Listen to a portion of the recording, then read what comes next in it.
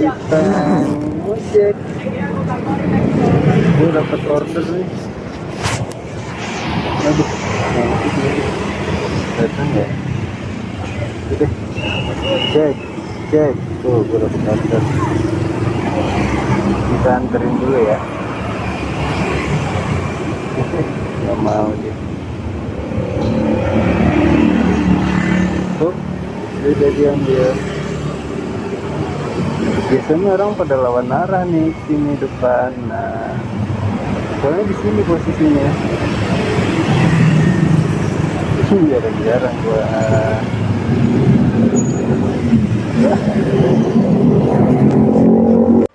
Semua makhluk yang bergerak, misalnya hewan, banyak hewan, itu pasti merasakan lapar sehingga punya aspirasi makan, walaupun tidak mendeklarasikannya, tapi kita bisa melihat dari perilakunya. Tapi bedanya manusia dan hewan adalah kemampuan manusia untuk mendeklarasinya.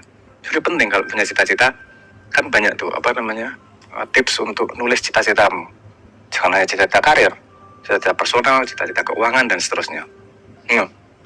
Kalau sudah ada cita-citanya, muncul problem berikutnya. Dari semua aspek ini, mana yang bisa dikejar duluan?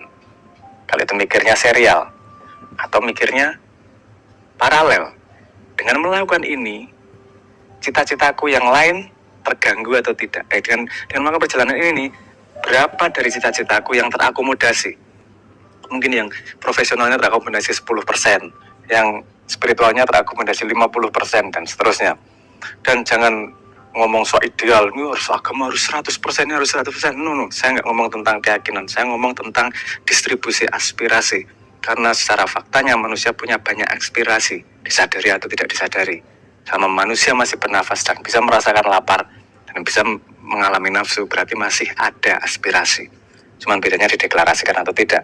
Kalau dia menyadarinya, kalau dideklarasikan kemudian dia menyadarinya, artinya itu kemudian bisa diolah. Kalau tidak dideklarasikan, dia hanya ikut arus tapi tidak bisa diolah.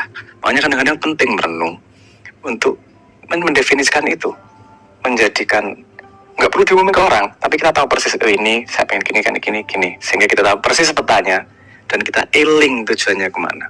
Nah, eling ini tadi kan kawin sama nilai. Untuk mencapai ini semua, kita harus waspada nih. Waspadanya apa? Nilai yang sudah kita tata. Ada yang kita obrolkan agak dalam di video sebelumnya. Nah, jadi kita perlu memberi prioritas pada aspirasi. Gini beberapa caranya. Kan kita sudah punya aspirasi, kita sudah punya nilai. Untuk mencapai aspirasi yang kita inginkan, kita harus bersandar pada nilai-nilainya dalam perjalanan. Seperti untuk mencapai sekolah naik sepeda, kita harus waspada agar tidak terjadi kecelakaan. Nah, kan ada waspada, ada elingnya.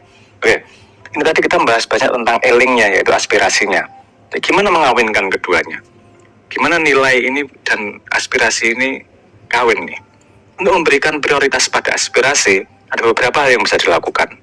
Identifikasi nilai-nilai Anda. Nih, beneran nih. Identifikasi beneran, nomor 1 apa, nomor 2, dengan nomor 3 apa. Gak perlu tertekan harus dengan singkatan yang asik. Singkatan-singkatan seperti gitu-gitulah, gak perlu. Yang penting ada urutan yang sesuai dengan benar-benar Anda. Karena itu pentingnya buat kita sendiri kok, nggak perlu diumumin ke orang lain juga. Identifikasi nilai-nilai, luangkan waktu untuk merenungkan apa yang paling penting dalam hidup Anda. Ini dapat membantu menentukan aspirasi mana yang sejalan dengan nilai-nilai Anda yang paling penting buat Anda. Nomor 2, tetapkan tujuan spesifik. Bongkar aspirasi menjadi tujuan yang lebih spesifik dan dapat dicapai. Ini enggak, misalnya aspirasi spiritual, pengen langsung jadi nabi, kan agak susah. Oke, saya tak belajar sholat bener dulu deh, saya tak belajar. Nah, itu maksudnya tujuan spesifik, langkah demi langkahnya untuk mencapai aspirasi tersebut. Nomor 3, tipsnya bisa tentukan urgensinya. Karena setiap keadaan berubah, ini aspirasi mungkin urgensinya jadi berubah juga. Saat ini aku kesempatannya kayak gini, urgensinya kayak gini. Ada yang namanya Eisenhower Matrix misalnya. Ini berguna untuk ini. Apakah ini penting atau ini mendesak? Ini tidak penting tapi mendesak. Tidak mendesak tapi penting. Atau tidak penting dan tidak mendesak. Nah, kita bisa mengkategorikan itu. Jadi tahu nih, tentukan urgensinya yang mana nih untuk dilakukan. Juga ada tips berikutnya. Tips berikutnya ada yang namanya evaluasi kelayaan. Kamu mimpi pengen jadi bisa terbang. Layak enggak? Mungkin atau tidak tuh untuk dicapai? Boleh cita-cita yang jauh, besar, luar biasa, it's okay. Tapi paling enggak punya bayangan gimana aku mencapainya nih. Mungkin tercapai atau tidak nih. Kalau tidak mungkin, apa yang kurang di diriku? Ayo tak tambahin. Aku kurang pintar mungkin, oke aku belajar. Aku kurang kuat mungkin, oke aku ngelatih fisik dan seterusnya. Nah itu tektok analisis itu penting untuk bisa menentukan prioritas pada aspirasi apa yang harus dikejar, pada aspek yang mana gitu. Terus dilakukan terus evaluasi secara berkala. Karena dunia bergerak, keadaan kita berubah, keadaan lingkungan sekitar berubah. Yang kita hitung minggu lalu belum tentu keadaannya masih sama dan kita harus beradaptasi. Memang tidak mudah. Paling mudah itu nggak mikirin itu semua, jalan seadanya. Tapi sebenarnya ada imbal baliknya. Kalau kamu tidak merencanakan hidupmu, kamu jangan pernah punya tuntutan terhadap pencapaian. Kalau kamu mau menuntut pencapaian pada aspirasi yang manapun, berarti harus mau menganalisa itu untuk mendapat kesempatan lebih tinggi mencapainya. Kenapa kita harus melakukan itu? Karena manusia punya waktu yang terbatas, punya perhatian yang terbatas, dan punya sumber daya yang terbatas. Kuncinya adalah bagaimana menggunakan sumber daya yang terbatas untuk bisa seefektif mungkin digunakan untuk mencapai tujuan. Kalau orang Islam, tujuannya mendapat ridho Allah misalnya. Bisa lewat aspirasi yang lain, aspirasi profesi, tapi yang ridho Allah. Aspirasi personal, tapi yang dapat ridho Allah. Aspirasi keuangan, kaya, tapi yang mendapat ridho Allah. Ada caranya semua itu pasti.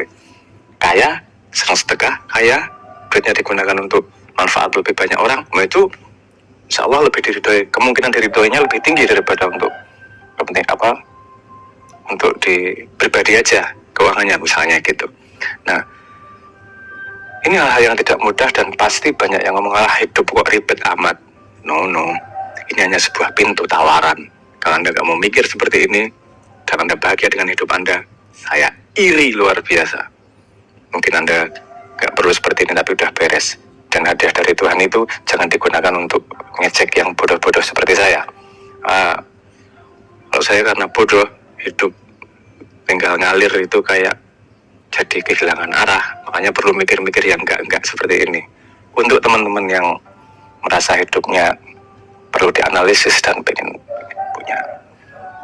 tidak menyia-nyiakan sumber daya yang terbatas yang diberikan Tuhan, mungkin ada manfaatnya merenung-merenung sedikit untuk membuat peta tentang ini. Demi hidup Anda lebih bermanfaat untuk orang lain. Khairunas anfa'um linas. Semakin baik manusia, semakin banyak dia manfaatnya. Semoga kita jadi bagian orang-orang yang diridhoi Allah. Amin. Monggo.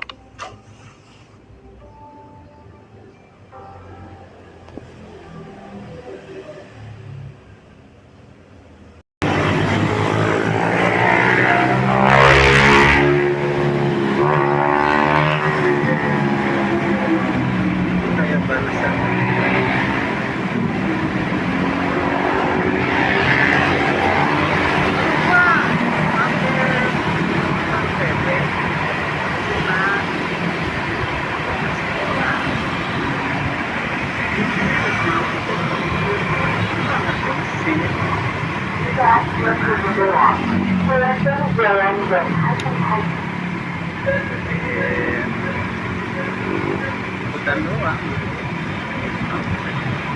Jalanan belum terang. Sekarang pasti terang. Nah, udah apa namanya? Jadi gitu lah. Ya, lain males naik dari mesin. Biasanya kalau udah ganti-ganti knalpot itu kalau motor-motor kecil, kalau motor yang besar besar tidak ada masalah. Nggak perlu ada yang ganti ya.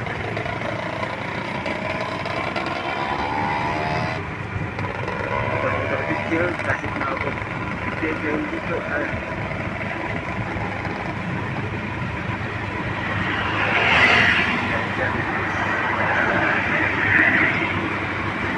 Dalam waktu itu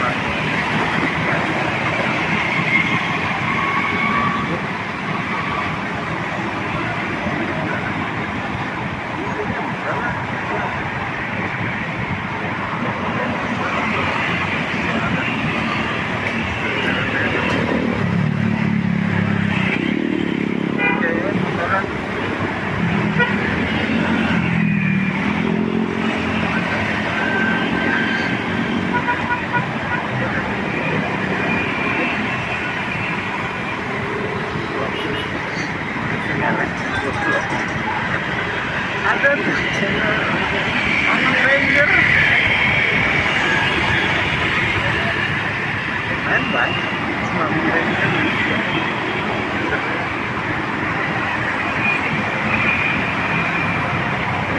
nih. Nggak tahu juga sih.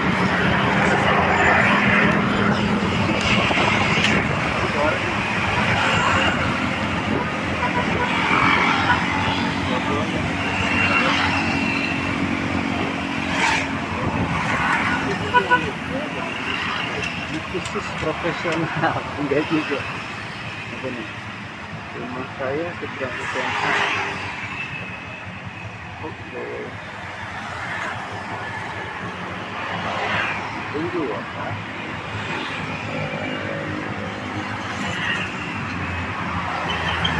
Iya. Lagi sampai.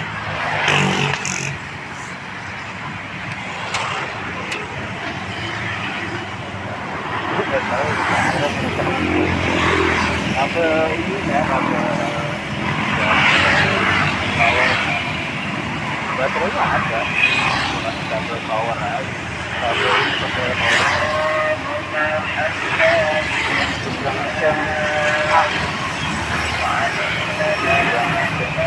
Dan pengisian motor.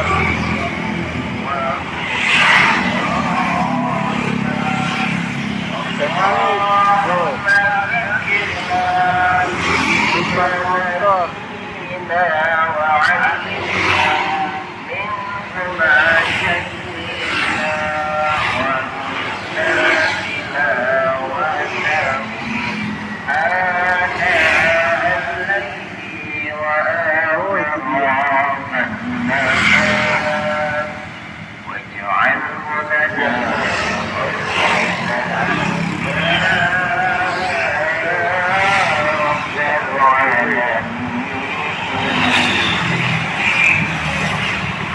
Masa? Ngeri.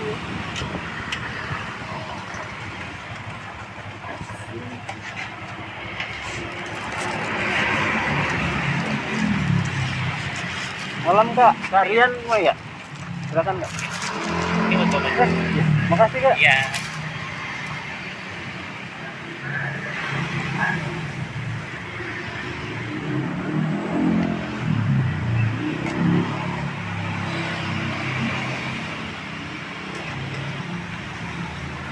Oke.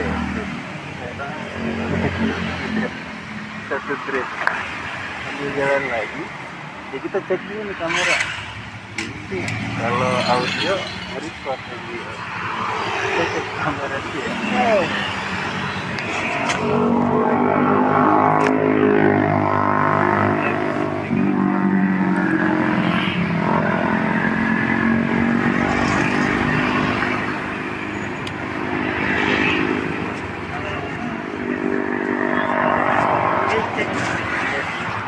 Oke gitu dulu ya. Jadi kalau FK nanti kita sambung lagi, makasih. Sampai jumpa di video selanjutnya. Malam minggu ya.